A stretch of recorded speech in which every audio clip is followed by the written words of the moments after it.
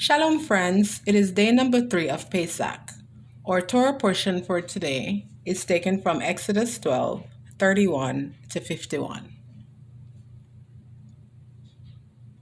During the night, Pharaoh summoned Moses and Aaron and said, "Up, leave my people, you and all the Israelites.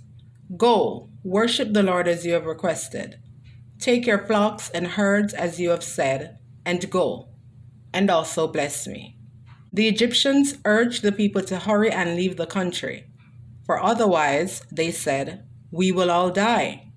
So the people took their dough before the yeast was added and carried it on their shoulders in kneading troughs, wrapped in clothing.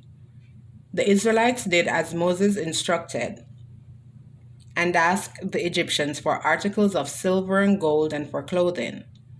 The Lord had made the Egyptians favorably disposed toward the people, and they gave them what they asked for. So they plundered the Egyptians. The Israelites journeyed from Ramses to Succoth. There were about 600,000 men on foot, besides women and children. Many other people went up with them, and also large droves of livestock, both flocks and herds. With the dough the Israelites had brought from Egypt, they baked loaves of unleavened bread. The dough was without yeast, because they had been driven out of Egypt and did not have time to prepare food for themselves.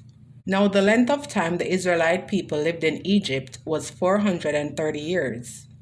At the end of the 430 years, to the very day, all the Lord's divisions left Egypt, because the Lord kept vigil that night to bring them out of Egypt.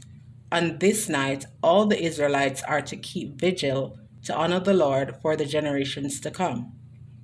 The Lord said to Moses and Aaron, "These are the regulations for the Passover meal. No foreigner may eat it. Any slave you have bought may eat it after you have circumcised him, but a temporary resident or a hired worker may not eat it. It must be eaten inside the house. Take none of the meat outside the house. Do not break any of the bones.